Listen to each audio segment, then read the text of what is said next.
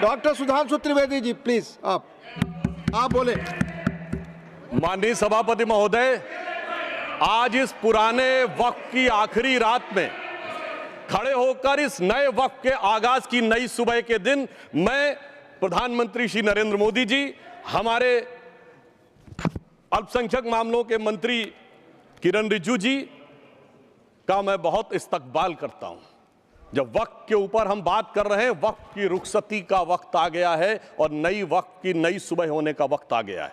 अगर हमें इस पे बात करनी है तो मुझे चार दृष्टि से बात करनी पड़ेगी। एक, इस बिल के तकनीकी प्रावधान जिस पे बहुत सारे लोग बहुत कुछ बोल चुके हैं। दूसरा है वक्त की अवधारणा। तीसरी है वक्त की राजनीति। और चौथा है वक्त की राजनीति के नाम पर होने वाली वह सांप्रदायिक बनाम सेकुलर की राजनीति। सबसे पहले हमारे नेता सदन माननीय नड्डा जी ने बताया कि किस विस्तार के साथ इस वक्त कमेटी ने काम किया, किस शिद्दत के साथ हमारी सरकार ने काम किया। और चाहे वक्त कमेटी के जेपीसी के चेयरमैन हमारे उस सदन के सदस्य जगदम्बिका पाल जी रहे हों, हमारे मंत्री जी रहे हों, सबने जिस शिद्दत से काम किया है, तो उनके लिए मैं माननीय प्रधानमंत्री जी अपनी सरकार की तरफ से कहना चाहता हूं कि उन्होंने एक इबादत के भाव से काम किया है। तो मैं कहना चाहता हूं, इबादतों की तरह मैं ये काम करता हूं, अपने फर्ज को झुककर सलाम करता हूं।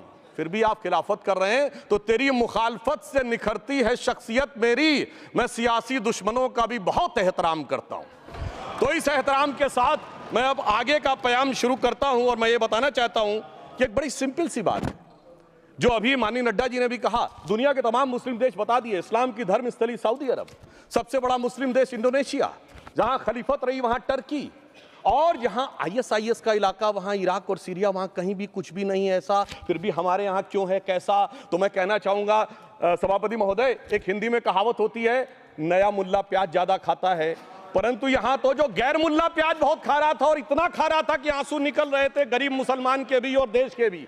इसलिए मैं कहना चाहता हूं सभापति महोदय, अगर छोड़ दीजिए भारत की बात करिए, तो क्या ऐसी कोई शक्ति सिखों के पास है, ईसाइयों के पास है, यहूदियों के पास है, पारसियों के पास है? नहीं है। छोड़ दीजिए, इस्लाम के अंदर आइए। अगर इतना भाईचारा है तो ये सुन्नी वक्फ बोर्ड और शिया वक्फ बोर्ड अलग क्यों है मेरे भाई? जमीन पे एक दूसरे पे एतबार नहीं है, सिर्फ सियासत के लिए साथ में आने की बात है। ये भी जरा सोचने की बात है। और जो अकलियतों में भी अकलियत हैं, आगा खानी है, बाकी हैं, जो बोहरा हैं, उनकी तो कोई गिनती नहीं है। हमारी सरकार ने पहली बार मुस्लिम समाज के अंदर भी ईमानदारी से सबको समान प्रतिनिधित्व देते हुए एक नई सुबह के नए वक्त का आगाज किया है। इसके लिए मैं सरकार को बधाई देना चाहता हूं। और सिर्फ ऐसा ही नहीं है, मुस्लिम समाज के अनेक लोग इस प्रकार के नियमों से बहुत प्रभावित हुए और बहुत प्रताड़ित हुए, जिसके अनेक उदाहरण बहुत लोगों ने बताए होंगे। मोहम्मडन एजुकेशन सोसाइटी कोल्हापुर का केस है, ईदगाह मैदान हुबली का केस है, जिस पर सुप्रीम कोर्ट ने साफ साफ उसको हुबली धारवाड़ म्युनिसिपल कॉर्पोरेशन को वापस कर दिया। अनीसा अयाशा वर्सेस तमिलनाडु वक्फ बोर्ड का केस है, तेलंगाना स्टेट वर्सेस मोहम्मद मुजफ्फर का केस है, हिमाचल प्रदेश वक्फ बोर्ड वर्सेस ख्वाजा खलीलुल्लाह का केस है। और सभापति महोदय, ताजमहल पर भी दावा कर दिया गया। अब तो मैं पूछना चाहता हूं, और सुप्रीम कोर्ट ने अपने जजमेंट में कहा कि भाई शाहजहां के जमाने का लिखा फरमान लेके आइए, तब हम मानेंगे कि इस पे कोई दावा है या नहीं। आप सोचिए कि अगर ये वक्त का कानून इसी ढंग से चला होता तो क्या होता। अभी हमारे जॉन ब्रिटास जी और मनोज झा जी ने बहुत सारी बातें बोली थी। एक प्यास की बात बोली थी उन्होंने, उड़ीसा के ग्राहम स्टोन्स का जिक्र किया था, तो उसमें तो कांग्रेस की सरकार सीबीआई की इंक्वायरी नहीं कर पाई थी। मगर जब ताजमहल का उल्लेख आता है सभापति महोदय, तो एक प्यास मुझे याद आ जाती है। जब शाहजहां जेल में था और दूर से उस ताजमहल को देखता था और उसे सिर्फ एक सुराही पानी मिलता था और उसने औरंगजेब से कहा एक सुराही पानी और भिजवा दो, तो जानते उसने मना कर दिया। तो दुखी होकर शाहजहां ने फारसी में लिखा, ए पिसर तू अजब मुसलमानी, जे पिदरे जिंदा आप तरसानी, आफरीन हिंदुआन सदबार, जे देहंद पिदरावा मुर्दा देवम आप। मतलब तू कैसा मुसलमान है जो जिंदा बाप को पानी के लिए तरसा रहा है? तुझसे तो आफरीन 100 बार उन हिंदुओं को है जो पितृपक्ष में मरे हुए बाप को भी पानी देते हैं। और सभापति महोदय, मैं बताना चाहता हूं कि ये हमने ईमानदारी से मुस्लिम समाज के कल्याण के लिए बात की है, क्योंकि एक तरफ खड़ा हुआ है ईमानदार मुसलमान जो शराफत के साथ ईमान को गले से लगाए हुए हैं, और दूसरी तरफ कुछ चंद सरमाएदार हैं जो उस अमानत में खयानत करके शरारत के साथ उसके झंडा बरदार बनना चाहते हैं। तो ये मुकाबला किसके बीच में है? ये शराफत अली और शरारत खान के बीच में मुकाबला है। हमारी सरकार शराफत अली के साथ खड़ी है, हमारी गरीब मुस्लिम के साथ खड़ी है।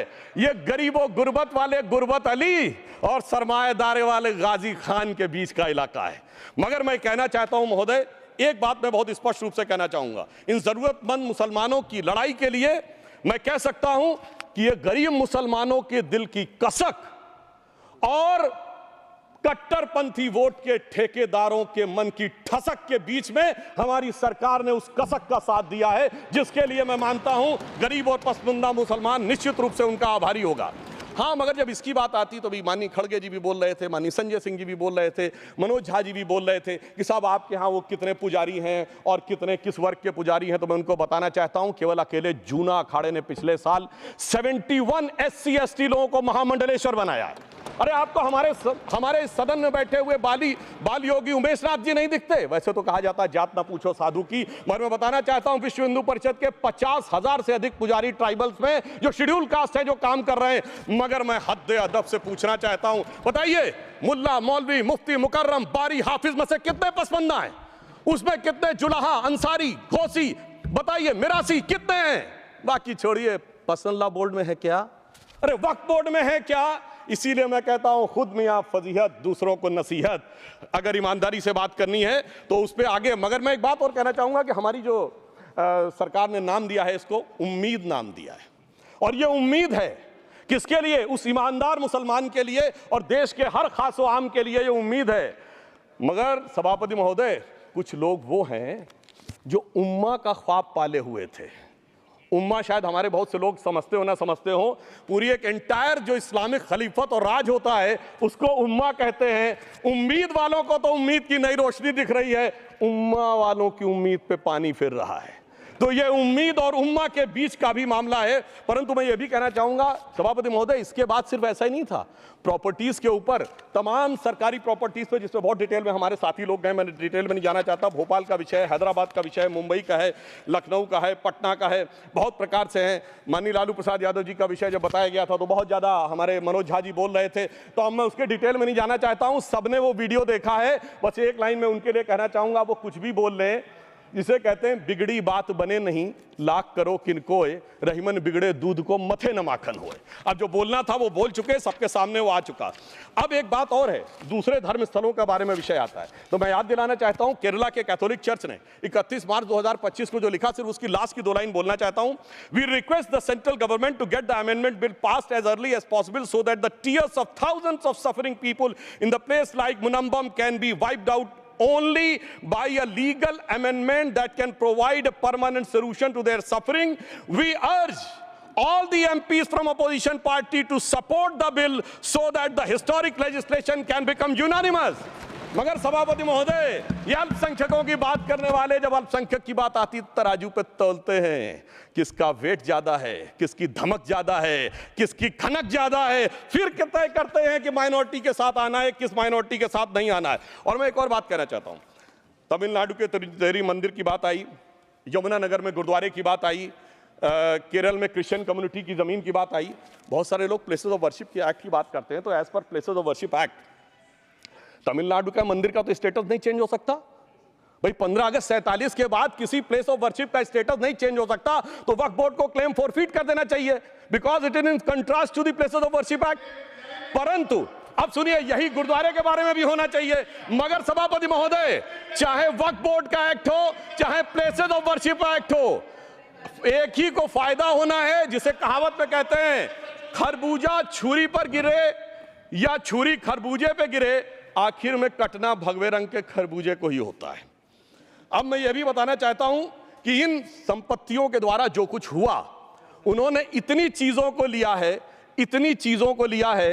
एक पुराना उर्दू का शेर है कि मिटे नामियों के निशान कैसे कैसे, और ये जमीन खा गई आसमां कैसे कैसे, इस जमीन ने कैसे कैसे लोगों को अपने में समा लिया, इसकी तमाम तारीख गवाह है। अगर मैं इसमें बहुत डिटेल में जाऊंगा तो सदन का बहुत सारा वक्त जाएगा, परंतु मैं एक बात ये कहना चाहता हूं कि जब इतना ज्यादा आगे बढ़ गया तो फिर कोर्ट ने आगे इंटरवेंशन करना शुरू किया। मैं डिटेल में नहीं जाना चाहता हूं। अभी कार्तिकेय शर्मा जी बहुतों ने बोला सैयद फैसल का case versus union of government, Allahabad high court के केस को कहा, मगर Bashir versus state of West Bengal case में उन्होंने बहुत क्लियर कट कहा है कि waqf is not a religious denomination in accordance with the Article 26 of the Constitution, so the matter relating to the restricting the economic, financial, political and other sectoral activities that may be associated with religious practice under Article 25(2)(a) of the Constitution can be regulated by the state.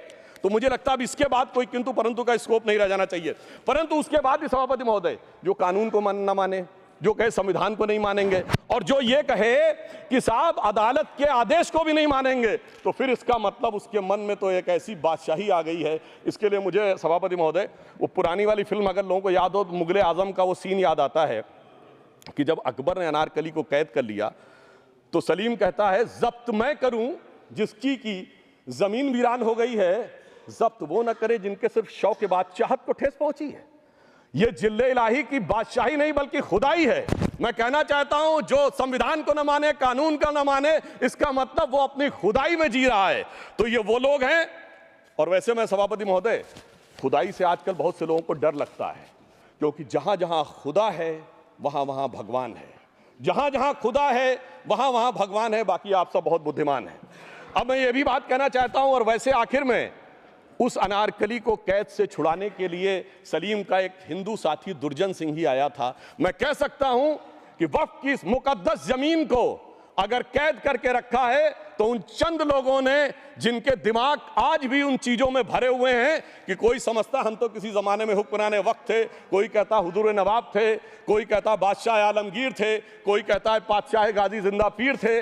तो नदीमुल हक साहब ने जो बोला था ना, किसी के बाप का हिंदुस्तान थोड़ी है, बिल्कुल मैं कहना चाहता हूं जिन्होंने इस देश के लिए खून बहाया उनके बाप का हिंदुस्तान है, उस गरीब मुस्लिम कारीगर के बाप का हिंदुस्तान है। पर जो ये कहते हैं कि आगरे का लाल किला किसके बाप ने बनवाया, आगरे का किला किसके बाप ने बनवाया, दिल्ली का किला किसके बाप ने बनवाया, हैदराबाद का चार मीनार किसके बाप ने बनवाया, उसके बाप का यह हिंदुस्तान नहीं है। और उसके बाद भी जो आप करना चाहते हैं, अगर इस रास्ते में आप कांटे बिछाना चाहते हैं, तो उनके लिए एक लाइन कहना चाहता हूं सभापति महोदय, तेरी तमन्ना है पर हम खार न बोने देंगे, खार कांटों को कहते हैं, तेरी तमन्ना है पर हम खार न बोने देंगे, तुझे हम राह की दीवार न होने देंगे, तू सबको रौंद कर आगे जो निकलना चाहे हम तेरी इतनी भी रफ्तार न होने देंगे। और इसीलिए हमारी सरकार ने इस विषय के ऊपर एक सही और सटीक प्रयोग करने का प्रयास किया है। मैं दूसरी बात यह भी बताना चाहता हूं, हमारे डीएमके के तिरुचि शिवाजी ने अनायास अकारण यह बात बोली थी कि उस समय जब जिन्ना का उल्लेख करते हुए उन्होंने कहा कि पार्टीशन के समय, तो मैं उनके सुलभ संज्ञान के लिए बता देता हूं, 1946 की कॉन्स्टिट्यूएंट असेंबली में मद्रास प्रेसिडेंसी में 30 आउट ऑफ 30 सीट्स जो थी वो मुस्लिम लीग ने जीती थी विद 95% ऑफ वोट्स, और एक भी मुस्लिम वहां के बाद बाहर नहीं गया। इसलिए मैं ईमानदारी से कहना चाहता हूं, फैक्ट को समझिए।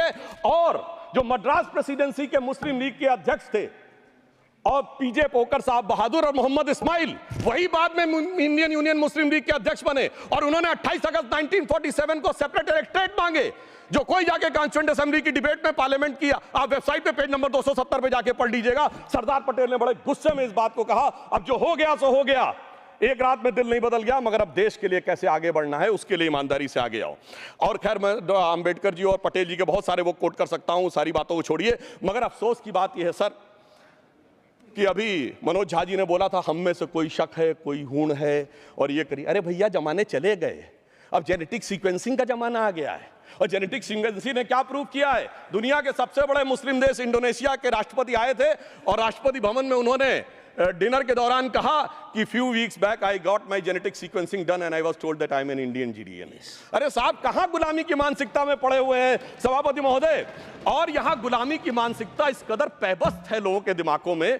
किसी सदन के एक सदस्य यहां विराजमान है, वो उस समय महाराणा सांगा का उल्लेख कर दिए मैं ईमानदारी से कहता हूं, एक भी इंडियन सोर्स में इसका उल्लेख नहीं है, सारे के सारे फॉरेनर्स और लुटेरों के सोर्स में उल्लेख है। इसीलिए मैं कहता हूं, ये गुलामी के जिन्होंने गुलाम बनाया उनके सोर्सेस पे यकीन ना करिए। और वैसे थोड़ा सा आउट ऑफ कॉन्टेक्स्ट हो तो ये भी बोल दूं, हमारे सदन के बहुत सदस्यों को नहीं पता होगा, अलेक्जेंडर के आक्रमण का किसी भारतीय सोर्स में कोई उल्लेख नहीं है, पोरस नाम के किसी राजा का उल्लेख नहीं है, सिर्फ और सिर्फ ग्रीक में है। इसलिए गुलामी की मानसिकता से बाहर निकलिए, तब इन चीजों को आप सही ढंग से समझने में सफल होंगे। मेरा अब यह भी अनुरोध अपने सदस्यों के साथ है। वक्त की अवधारणा के बारे में बहुत कुछ बोला जा चुका है कि ये ओरिजिनली कहां से आया, पर मैं इतना कहना चाहूंगा, सबसे पहले वक्त का उल्लेख आता है जब ससनिड एम्पायर को खलीफा उमर ने कैप्चर किया, तो आज का जो सदर्न इराक है उसके इलाके को उन्होंने वक्फ डिक्लेयर किया और वो स्टेट के द्वारा कंट्रोल होता था। स्टेट के बारे में माननीय नड्डा जी ने अभी बताया कि बड़े बड़े देशों में किस ढंग से होता था। सर सैयद अहमद खान ने भी वक्फ को मूल इस्लाम का हिस्सा न मानते हुए इसके लिए मुजार शब्द कहा है, जो शरिया के अंतर्गत आता है, और इसी के लिए उन्होंने फतवा आलमगीरी को भी कोट किया था। और इसीलिए 1894 की जो प्रिवी काउंसिल का जजमेंट जो आया था वो वक्फ अल औलाद के खिलाफ आया था। मगर सभापति महोदय, 1906 में कलकत्ता कांग्रेस अधिवेशन में कांग्रेस ने प्रस्ताव पारित किया कि प्रिवी काउंसिल के जजमेंट में कुछ गलती है, इसे बदलना चाहिए, क्योंकि 1904 में जिन्ना कांग्रेस को ज्वाइन कर चुके थे। इसलिए मैं कहना चाहता हूं, फिर 1913 में वो जजमेंट बदला गया। हमारे सदन के बहुत से सदस्यों ने इस सदन और दूसरे सदन में बोला है, मैं एक सेंटेंस बोलता हूं, लगेगा जैसे वही लोग बोल रहे हैं। वर्ड ये है, कोट है, since the bill was introduced to administer the Muslim law for Musalman, so the question of public policy does not arise. लगता है जैसे हमारे कोई सदस्यों में बोल रहा हूं। सर, ये मोहम्मद अली जिन्ना ने अप्रैल 1913 में ही used this word while moving the report of the select committee to the imperial legislative council. Sir, 1913 से 2013 तक भाषा ही नहीं बदली, और आज भी भाषा नहीं बदल रही है। हमें ईमानदारी से, और उस समय यूपी और बंगाल ने उसका विरोध किया था, आज यूपी और बंगाल के लोग किस तरीके से साथ में है वो पूरी तरीके से दिखाई पड़ता है। इसलिए हम ये कहना चाहते हैं, हाँ, एक प्रश्न बहुत उठाया जाता है कि केवल मुस्लिम ही वक्फ को क्यों दान दे सकता, ऐसा वक्फ बोर्ड में क्यों संशोधन किया गया। मैं ईमानदारी से कहना चाहता हूं, ऐसा नहीं कि मैं इस्लामिक मामलों का बहुत बड़ा आलिम फाजिल जानकार हूं, मगर इस्लाम में बहुत साफ मान्यता है कि जो गैर मुस्लिम है उसकी इबादत अल्लाह कबूल नहीं कर सकते, उसकी दुआ कबूल नहीं होगी तो दान कैसे कबूल होगा। साहब, हम इस्लामिक भावना का सम्मान कर रहे हैं। हमारे अल्पसंख्यक मंत्री गए थे तो वो मदीना में एक डेफिनेट लेवल तक जा सकते, उसके आगे नहीं जा सकते। अगर इबादत की इजाजत नहीं है तो साथ जायदाद की इजाजत कैसे हो सकती है। मुस्लिम भावना का सम्मान है, और अगर है तो कोई मुल्ला मौलवी मुफ्ती मुकर्रम बारी आज आके बता दे कि कबूल हो सकती है दुआ, तो हम दान भी कबूल करने के लिए तैयार हैं। और तो और छोड़िए साहब, जब आप कहते हैं कि हर चीज हलाल होनी चाहिए, तो साहब हलाल करने की प्रक्रिया नहीं, हलाल करने वाला भी मुस्लिम होना चाहिए, तब वो हलाल होता था। तो मैं पूछना चाहता हूं साहब, काटने के लिए तो हलाल होने के लिए मुस्लिम जरूरी है, और बांटने के लिए बगैर मुस्लिम के भी हलाल होगा, ऐसा तो नहीं हो सकता। तो जो हमारी सरकार ने किया है वो मुस्लिम भावना के सम्मान के लिए किया है। और जहां तक मैं कहना चाहूंगा, हिंदू समाज के बारे में बात करते हैं, हमारे यहां कोई प्रॉब्लम नहीं है। हमारे यहां कोई ऐसा नहीं कि हज पे कोई गैर मुस्लिम नहीं जा सकता। हमारे देखिए कुंभ में 50 लाख विदेशी आए थे और किसी से नहीं कहा या कन्वर्ट हो जाओ। इसलिए मैं कहना चाहता हूं, हिंदुइज्म की धारणा और बाकी धारणा का जो तुलना करने का प्रयास करते हैं वो बहुत उचित नहीं है। मगर सभापति महोदय, इस वक्त ने कई अद्भुत नजारे दिखाए।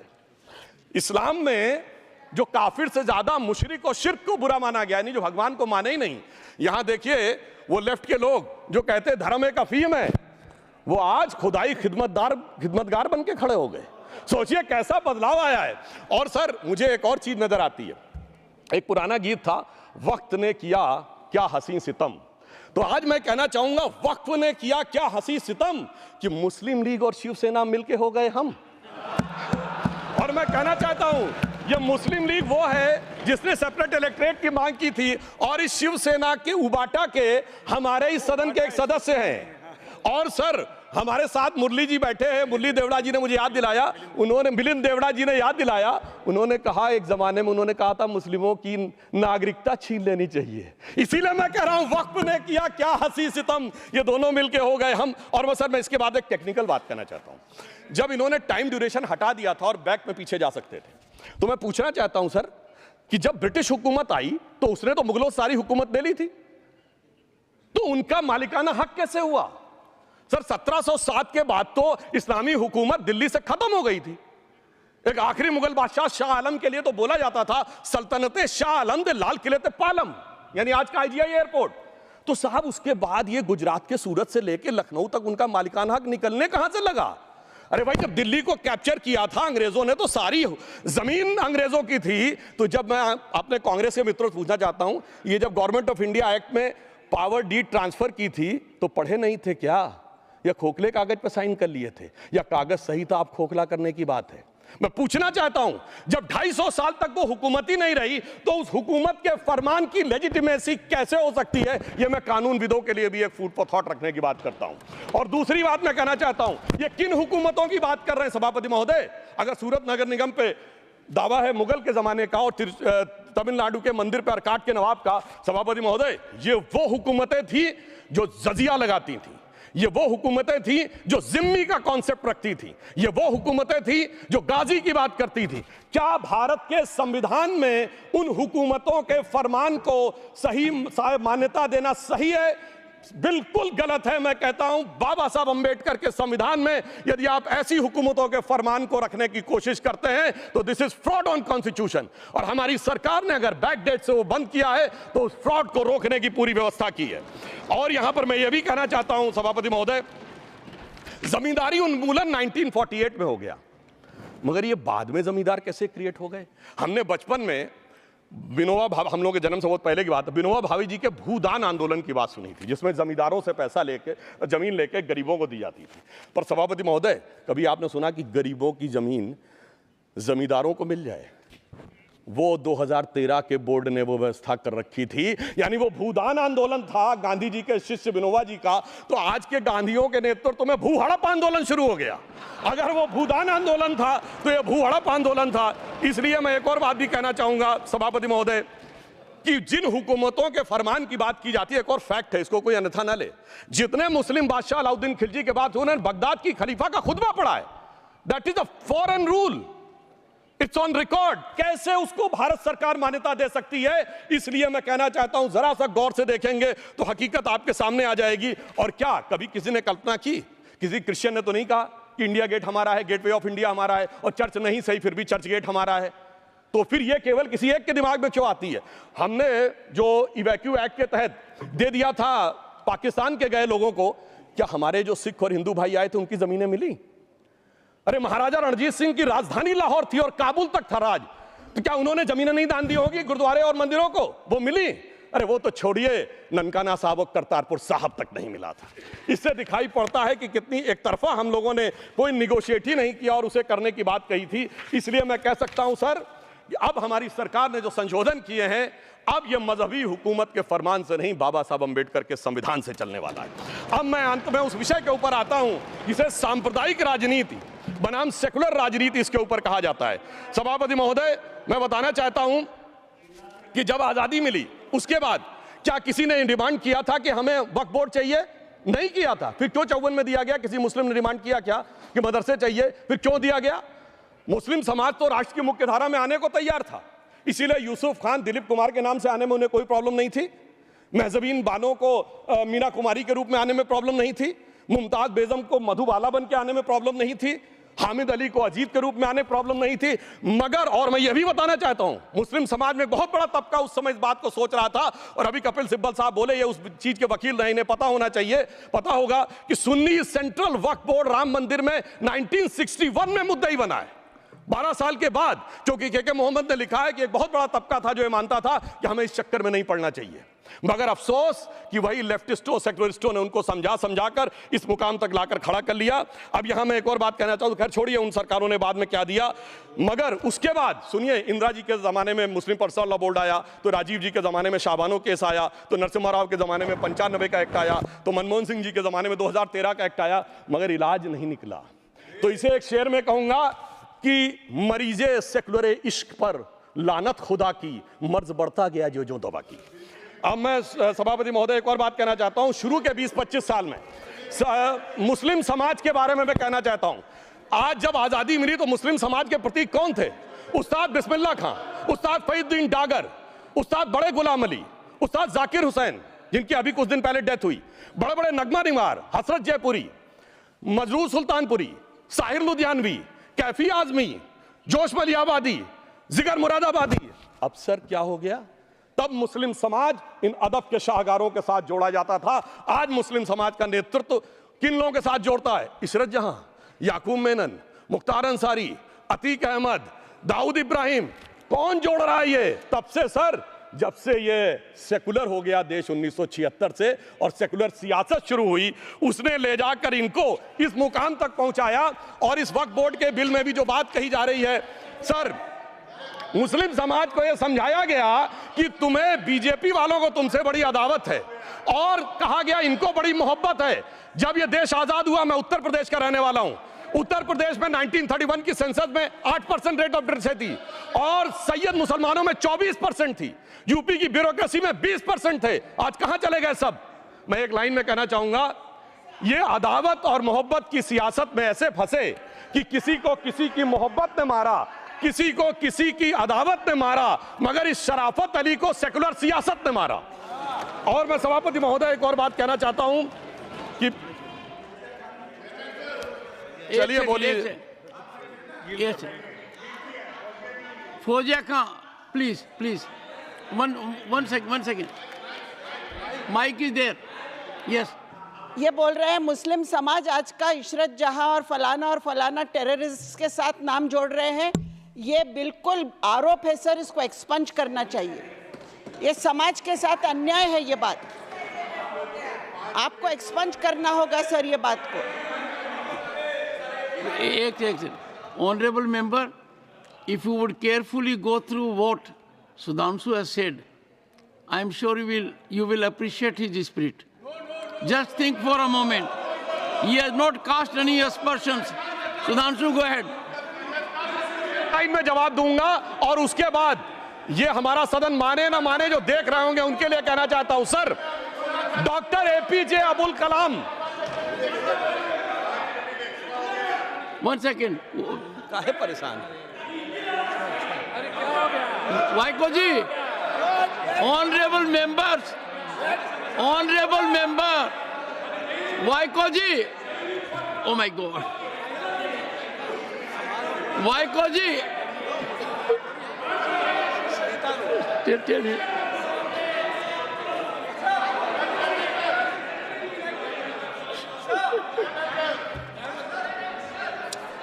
Honorable SM, को जी हिंदी समझ रहे हैं।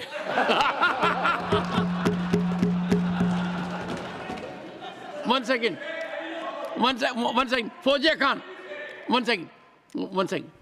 First, I think, one second. Sir क्या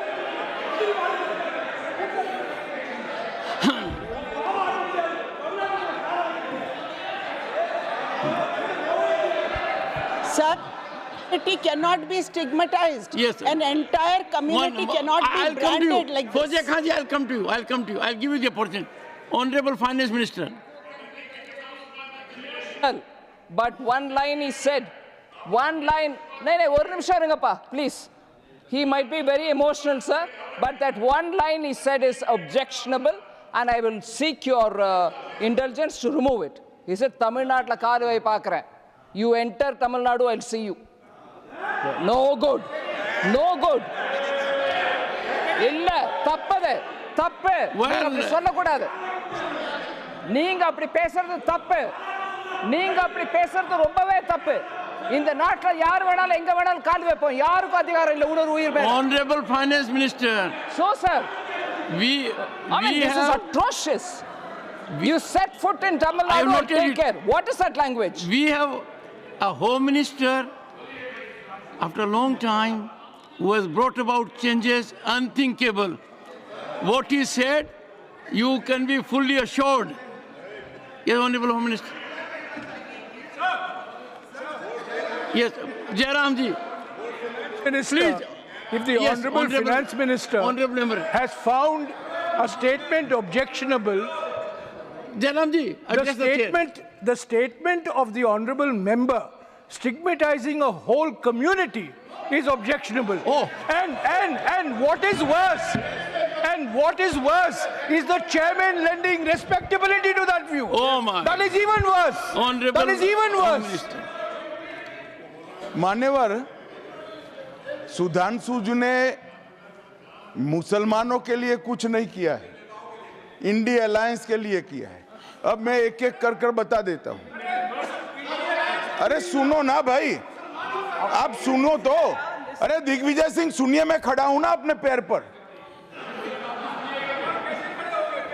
मान्यवर, सुधांशु जी ने कहा इशरत जहां, यही एनसीपी पार्टी ने इशरत जहां के घर पर जाकर रुपयों का इनाम भी दिया था और उसको शहीद बताया था। दूसरा कहा अतीक अहमद किस पार्टी से थे? इंडिया अलायंस की। दूसरा कहा अंसारी किस पार्टी से? कांग्रेस और इंडिया अलायंस के। ये सारे नाम आपके साथ जुड़े हैं भाई। उल्टा उन्होंने तो मुसलमान कम्युनिटी से तो ढेर सारे शायरों का नाम दिया जिन्होंने साहित्य की सेवा की और ढेर सारे साहित्य की रचना की। मन Sudhanshu, please. He is not yielding now. Sudhanshu. सबसे पहले मैं तमिलनाडु का जवाब देना चाहता हूं। Yes. सभापति महोदय, तमिलनाडु से ही डॉक्टर एपीजे अबुल कलाम थे और मैं सारे सदन से कहना चाहूंगा, डॉक्टर कलाम का नमाज जनाजा और याकूब मेनन का नमाज जनाजा एक ही दिन हुआ। कितने लोग याकूब मेनन के नमाज जनाजा में गए और कितने डॉक्टर कलाम के नमाज जनाजा में गए? डॉक्टर कलाम मेमोरियल पे कितने लोगों की फोटो है? दिखाएं मुझे, सोशल मीडिया पे पोस्ट की हो। मगर अफजल हालात का मारा था, आपके एक मंत्री का ऑफिशियल ट्वीट है, वो इस सदन के सदस्य नहीं तो मैं नहीं बोल रहा हूं। याकूब मेनन की जुडिशियल किलिंग हुई, आपके एक नेता का, मिनिस्टर का ऑफिशियल ट्वीट है, सदन के सदस्य नहीं है इसलिए नहीं बोल रहा हूं। और सर 26/11 आरएसएस ने कराया, सदन के सदस्य बैठे हुए हैं। हाफिज साहब और सुनिए, जाकिर नाइक शांति का मसीहा सदन में सदस्य बैठे हुए हैं। सर किसने जोड़ा? मैं नहीं कह रहा हूं जोड़ा, हमने किससे जोड़ा मैं बताना चाहता हूं। मैं अपनी बात, सर मैंने नाम किसी का नहीं लिया। सर आपने उड़ता तीर क्यों पकड़ लिया? सर मैंने नाम नहीं लिया, उड़ता तीर क्यों पकड़ लिया? सर मैं पूरी बात करूं। सर मैं कहना चाहता हूं, हमारी सोच मुस्लिमों के बारे में और इनकी सोच में क्या अंतर है। देखिए, जिन लोगों ने मुस्लिम हिस्ट्री नहीं पढ़ी उन्हें मैं बताना चाहता हूं। एक दो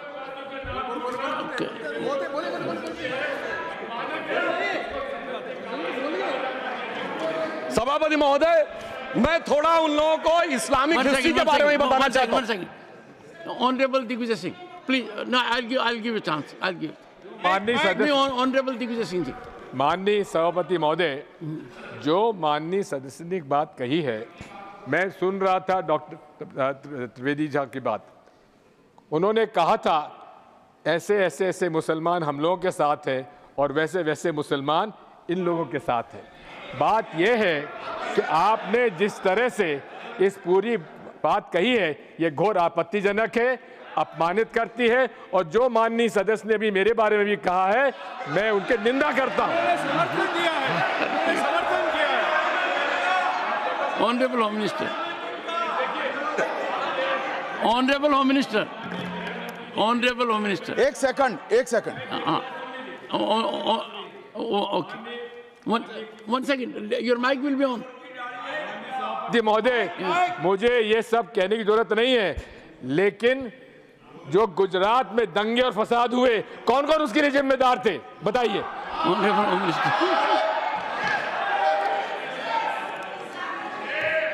मान्यवर, मैं ध्यान से बारीकी से पूरे संवाद को सुन रहा हूं। माननीय सदस्य सुधांशु जी ने दिग्विजय सिंह का नाम नहीं दिया। अब वो खड़े होकर कहे मेरे बारे में कहा, इससे साबित हो गए। और अभी भी मौका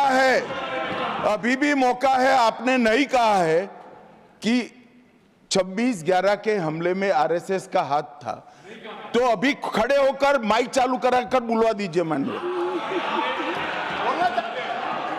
और आपत्तिजनक बात है, मैंने ये बात कभी नहीं कही है, ये आप लोगों का प्रचार है। मेरी आपत्ति इस बात की थी कि सभी माननीय सदस्य ने और बात कही है कि अब हमारे तरफ ऐसे मुसलमान थे और वैसे मुसलमान हम लोगों की तरफ थे। ये पूरे समाज के साथ, पूरे अल्पसंख्यक समाज के साथ अपमानजनक बात है। और माननीय सभापति महोदय, आप बताइए, माननीय गृह मंत्री जी, आप वहां पर थे, गृह मंत्री थे, जब दंगे हुए थे तो आप लोगों का क्या रोल था, ये जन जाहिर करे, जन जाहिर। होम मिनिस्टर, नेवर, इनको मेरा हवा ऐसा है कि मैं ही दिखाई पड़ता हूं आपकी। सुनिए सुनिए, अब सुनिए ना दिग्विजय सिंह, सुनिए 1 मिनट सुनिए। दंगे शांत होने के बाद 18 महीने के बाद मैं गृह मंत्री बना, दंगा हुआ तब मैं गृह मंत्री नहीं था। सुधांशु त्रिवेदी, संदर्भ में किसी का नाम नहीं लिया। अजीज बर्नी की किताब थी 2611 एंड आरएसएस कॉन्स्पिरेसी, कोई जाके चेक कर ले उसमें कौन कौन कहां कहां था। अब मैं मुसलमानों के बारे में कहना चाहता हूं, मुस्लिम समाज के लिए। बहुत से लोग ऐसे हैं जिनको मुस्लिम समाज की हिस्ट्री नहीं पता है। मैं बताना चाहता हूं, भारत से जब न्यूमेरिक सिस्टम सबसे पहले गया तो अल जहर थे सबसे पहले, जिन्होंने जाके 1793 में जो सूर्य सिद्धांत था उसका अरबी में ट्रांसलेशन हुआ सिंध हिंद। और हम बता रहे हैं हम किस तरह के मुस्लिम को साथ रखते हैं। डॉक्टर कलाम से बड़ा आलिम इस्लाम में साइंसदान नहीं हुआ, और आरिफ मोहम्मद खान साहब जो बिहार के गवर्नर हैं उनसे बड़ा आलिम फाजिल मुसलमान आज सियासी जमात में तो नहीं होगा, ये मैं दावे के साथ कह सकता हूं। मगर मैं बताना चाहता हूं सर, उसके बाद उन्होंने एक किताब लिखी, एक सर 10th सेंचुरी के मुस्लिम राइटर थे जिन्होंने किताब लिखी, उसका नाम था the compendious book of balancing and completion according to Hindu calculation, जिसको शॉर्ट में अल जब्र कहा गया, और वहां से अलजबरा निकला। और सर उसके बाद अल ख्वारिज्म आया। और सर आज मेरे ख्याल से सदन के बहुत से लोगों को नहीं पता होगा, ये जो एल्गोरिथम वर्ड है ये अल ख्वारिज्म से आया हुआ है। एक जमाने में इस्लाम में बैतुल हिकमत था, यानी वो सबसे बड़ा हिकमत का केंद्र था। जब एक से एक लोग होते थे, बहुतों को नहीं पता होगा कि कोलंबस ने जिस नक्शे के थ्रू दुनिया ट्रेवल किया था वो बनाने वाला भी एक मुस्लिम था, अल इदरीसी। मगर सर एल्गोरिथम आज ऐसा बदला कि एआई के एज में दलगत भावना से ऊपर उठकर औरंगजेब के साथ खड़े हो गए। सर ये एल्गोरिथम किसने बदल दिया, ये मैं बताना चाहता हूं। इस पे थोड़ा सोचने की जरूरत है। इसलिए मैं कहता हूं मुस्लिम पॉलिटिक्स की सोच क्या थी, हमने किन मुसलमानों का साथ दिया है, मैं बताना चाहता हूं सर। वीर अब्दुल हमीद की शहादत की 50वीं वर्षगांठ 2015 में हुई। प्रधानमंत्री मोदी जी ने उनके पूरे परिवार को और उनकी पत्नी को बुला के सम्मानित किया, और इन लोगों ने उस यासीन मलिक को, जिसके ऊपर 3 एयरफोर्स के ऑफिसर्स को हत्या करने का आरोप था, वो प्रधानमंत्री आवास में। सर साफ दिखाई पड़ता है कौन किसके साथ खड़ा हुआ है, कौन किस तरह के मुसलमान के साथ खड़ा हुआ है। और सर मैं ये भी कहना चाहता हूं सर, ये सर अपने टर्न पे बोलिए सर, पिछले 30-35 सालों से हुआ खड़ा किया जा रहा है। 1990 में जब राम मंदिर आंदोलन हुआ, कहा गया बीजेपी आएगी उत्तर प्रदेश में खा जाएगी। सर बीजेपी आने के बाद उत्तर प्रदेश में जानते क्या हुआ सर, 22 साल से शिया सुन्नी के बीच में जो दंगे चलते थे और मदे साबा का जुलूस नहीं निकलता था, शिया समुदाय का मदे साबा का जुलूस लखनऊ में हमारी सरकार में निकलना शुरू हुआ। और उसके बाद कहा गया केंद्र में भाजपा आएगी तो खा जाएगी। सर अटल जी की सरकार आई, इतनी शानदार स्थिति रही। उसके बाद कहा गया गुजरात में आएगी तो भाजपा खा जाएगी। सर गुजरात का मुसलमान आज सबसे समृद्ध मुसलमान है, सबसे ज्यादा जकात वहां से आता है। उसके बाद कहा गया मोदी जी की सरकार आएगी तो क्या होगा। सर मोदी जी की सरकार आने के बाद हमारे साथियों ने बताया है अल्पसंख्यक समुदाय के 70% लोग हैं जिनको किसी न किसी एक योजना का लाभ जरूर मिला है। और सर फिर कहा गया सीए आएगा तो नागरिकता छिन जाएगी।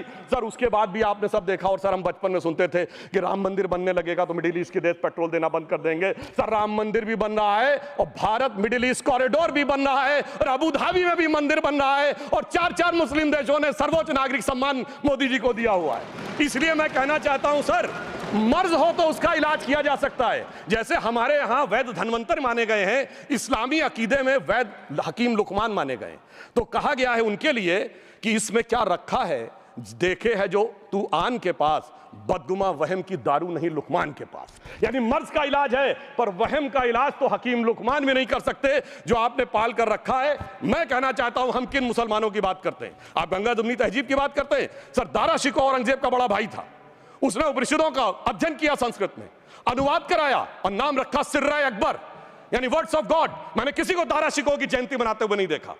मैं पूछना चाहता हूं बेगम बीबी ताज, उनके घर पे जाते किसी ने सुना? सर ये बताइए, आलम शेख इतने बड़े कृष्ण भक्त के कवि, किसी ने सुना उनके घर पे जाते हुए? मलिक मोहम्मद जायसी जिन्होंने पद्मावत लिखा, उत्तर प्रदेश के रहने वाले, उनके घर पे कोई गया? ये बताइए ब्रिगेडियर मोहम्मद उस्मान के घर पे कौन गया? आजमगढ़ में, गाजीपुर के रहने वाले थे, आज तक जाने वालों में नहीं दिखे। और मैं सर बताना चाहता हूं एक और बात सर, एक सैयद इब्राहिम रसखान हुए हैं, बहुत बड़े कृष्ण भक्ति के कवि सर, जिन्होंने क्या लिखा, उन्होंने कहा मेरा अगला जन्म हो तो भी मैं कृष्ण भक्ति बनना चाहूंगा, मनुष्य बनूं तो ग्वाल बाले के रूप में और पशु बनूं तो गाय के रूप में। उन्होंने कहा मानुष हो तो वही रसखान, बसों ब्रज गोकुल गांव के ग्वारन, जो पशु हो तो कहा बस मेरो चरो नित नंद की धेनु मजारन।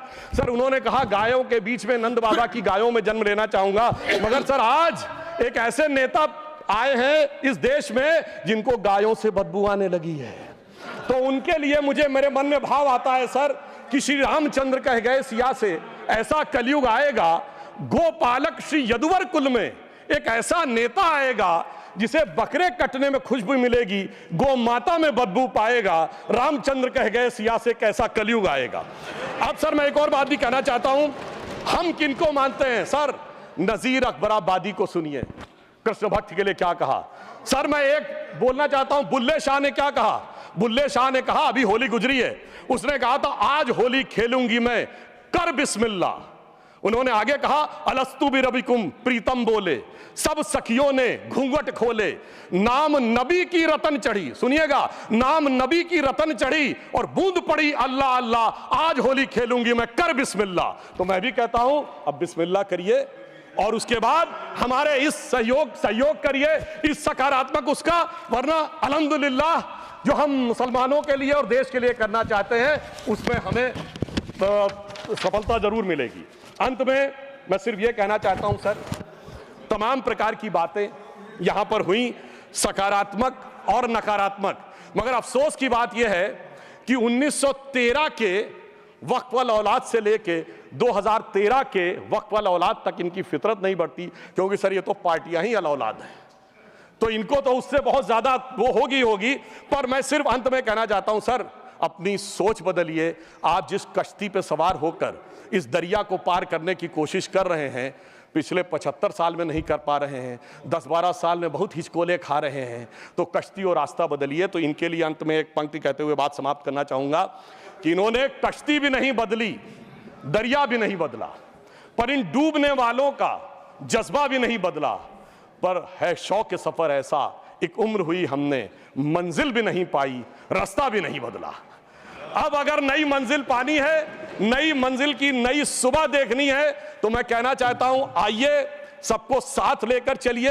और एक ऐसा वक्त आया है जब मैं जो हमारे किरण रिजिजू जी ने कहा था कि मैंने एक शम्मा जलाई हवाओं के खिलाफ, तो मैं प्रधानमंत्री मोदी जी की तरफ से कहता हूं कि हमें इल्जाम मत दीजिए, बहुत अफसोस होता है, हमें इल्जाम मत दीजिए, बहुत अफसोस होता है।